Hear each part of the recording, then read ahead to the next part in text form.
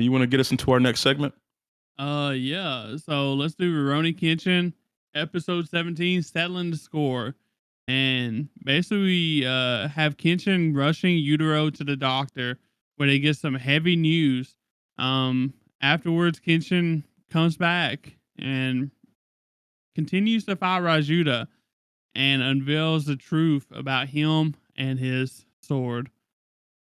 So we basically start off kind of like where we was at the last episode. The doctor's telling the team, Team Kenshin, that Yuta tendons are gone and that um he can never practice swordsmanship again, which is a killer for him, obviously.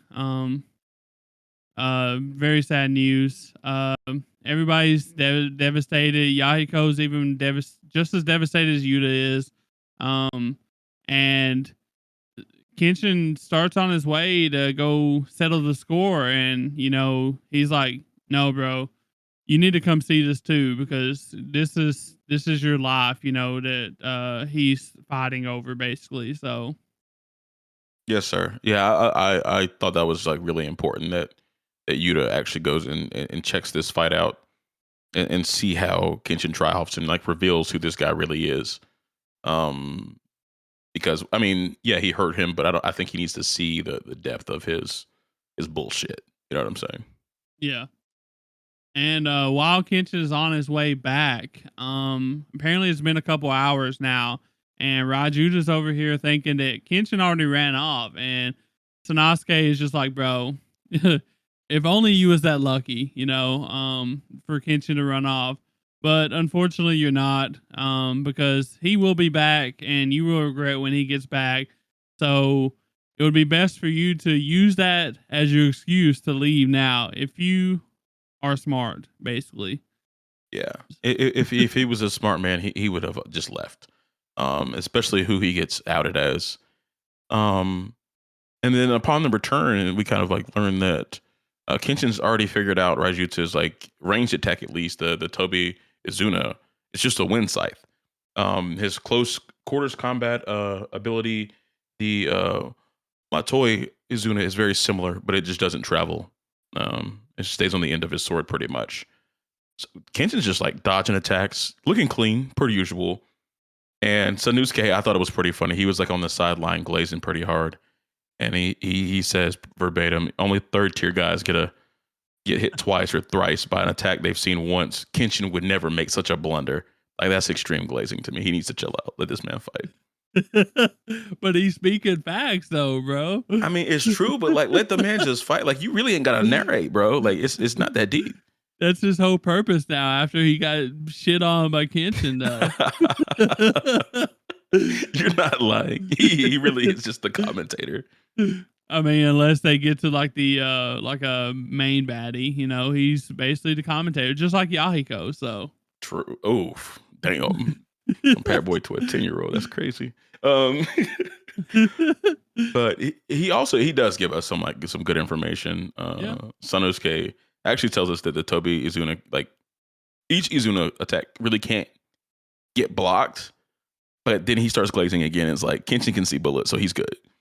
Yeah, I mean, if you can dodge a bullet, it's like dodgeball, man. If you can dodge a wrench, you can dodge a ball, man. Yep. Tell him.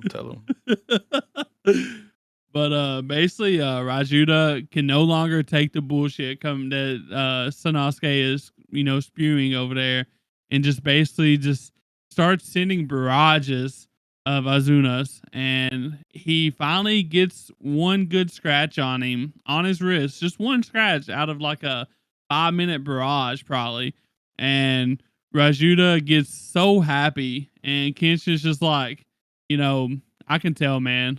I can tell that somebody that gets so happy like that over one little tiny scratch, you've never killed anyone, but yet you say you're wielding a murderous sword. And that was some hard shit. Yeah. Were you shocked that? Well, did you see this coming? And were you shocked that Kenshin read it that quickly? Well, I mean, I'm not shocked that Kenshin read it like that, but I am shocked that because what shocks me the most about it is that he was so ready to kill that old man, the master of the dojo, before. So it made you believe that he's killed before and he had the intent to kill at that time.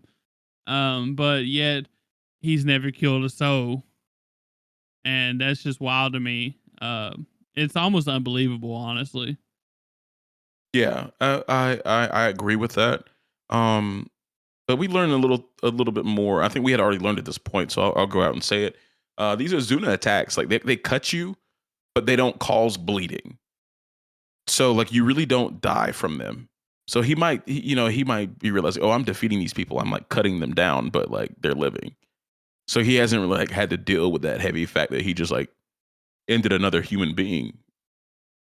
Yeah. And it was pretty funny. Like I before Kenshin even said anything, um, I was like, okay, this dude's going way too hard over a scratch because we hadn't seen anybody in the show do that at all. Yeah, and I mean, I get it. If you've been going at it with him for a while and you haven't been able to hit him, and you finally hit him one time, maybe get excited about it, obviously. But at that point, you're just getting shit on, and you should probably run away while you can. Yeah, for But sure, for sure. And then Kenshin started talking crazy to this man once he had figured out he hadn't killed anybody. He said he called his sword style prideful and careless instead of murderous. I mean, which is very very accurate. He really thought he was the bee's knees. Wow, I sound like I'm 70. I don't think I've ever said that in my life.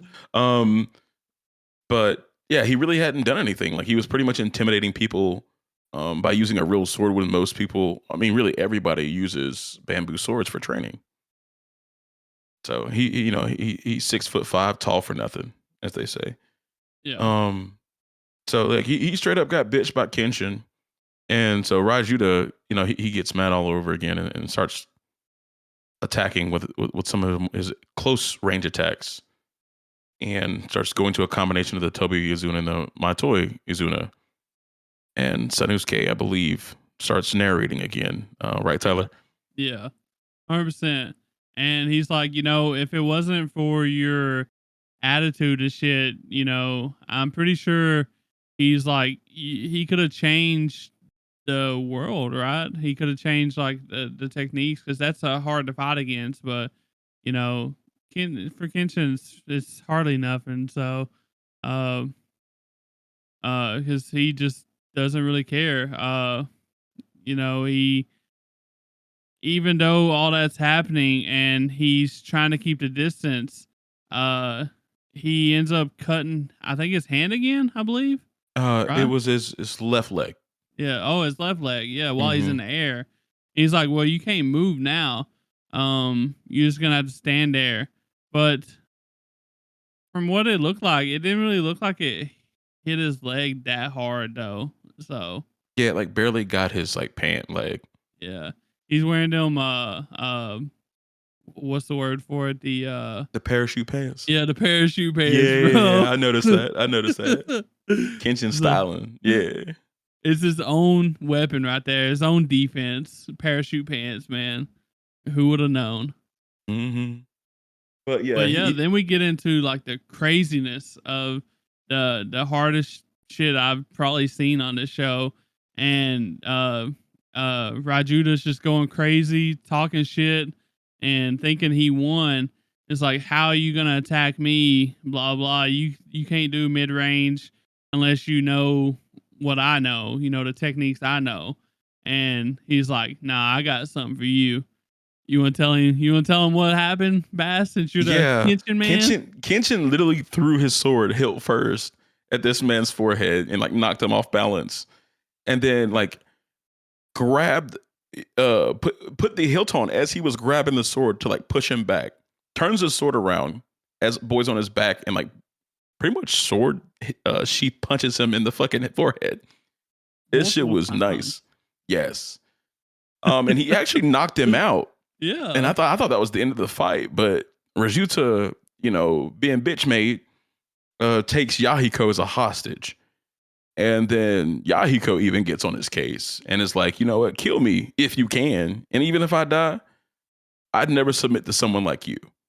And I'm sitting here thinking, I haven't, I don't remember this exactly, but I was sitting here thinking, I was like, how are you getting talked to like this by a 10-year-old?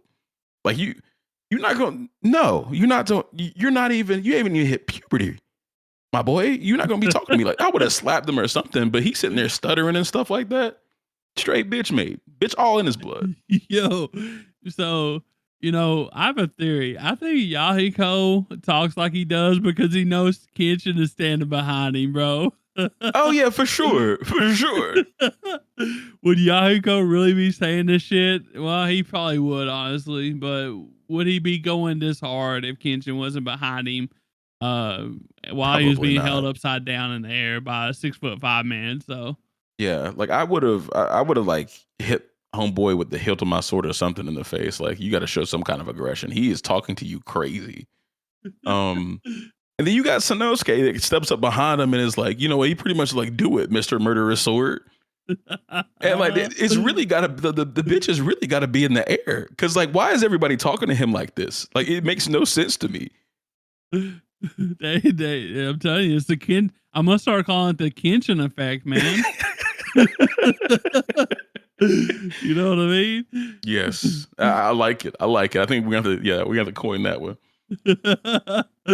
But But yeah, and then this is where like Kenshin like reveals that Rajuta's sword can like really only cut people and slash them. It can't actually kill them because it doesn't cause any bleeding, and that he should kind of like just quit before he comes up against a real murderer because they're just gonna cut him down. They're not gonna give him a lesson. You know what I'm saying?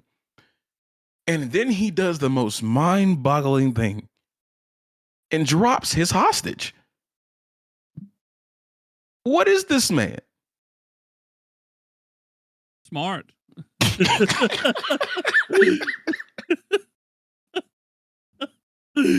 I mean, it's something he should have done, many minutes ago is drop the hostage and run away. Man, they said this man really does not have any heart. Okay, I'm gonna let you take it away. This was just bizarre to me. He had it all. He had a 10-year-old hostage at knife. So But he I'm gonna wasn't gonna stop. do nothing with it though. Yeah, That's what they yeah. said, and they was right, and he I knew don't they was know. right. So, If it was me, I might have cut him out of frustration. I don't know. but yeah, so basically all that ended. He just drops him. I think Kenshin says a few more things, and then they just like, okay, gang, let's go. Um, and they just leave him there, like wallowing in self doubt. Yeah, I guess is what you yeah, would call it.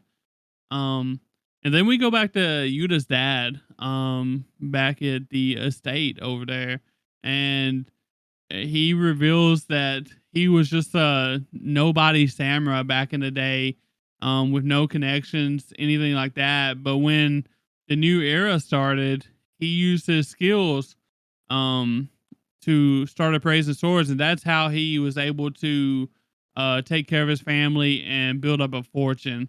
Um, even though that is considered a loser's life or whatever from his son, obviously, and he honestly thinks of himself that way too.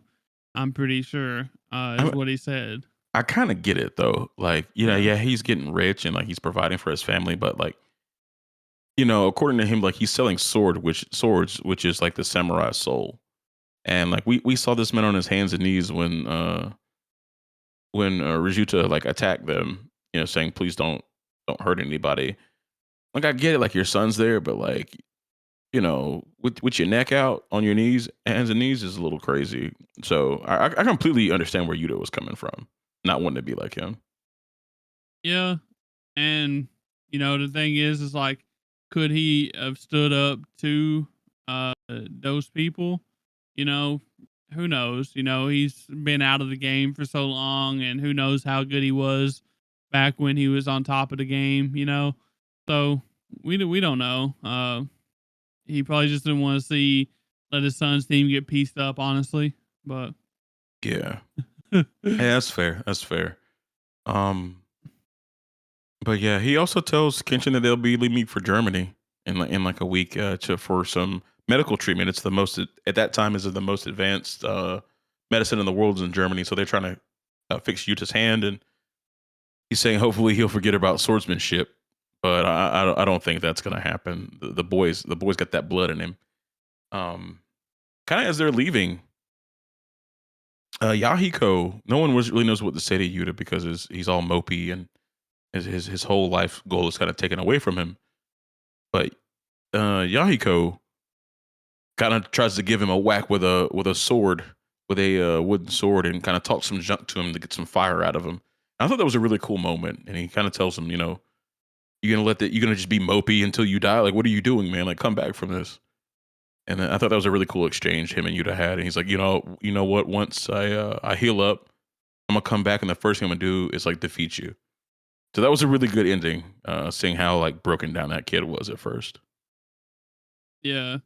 He basically said, "You gonna be a bitch like your Shisho over there, your Oof, sensei, oof. or you gonna be a man like me?" So That's pretty much it. That's pretty much it.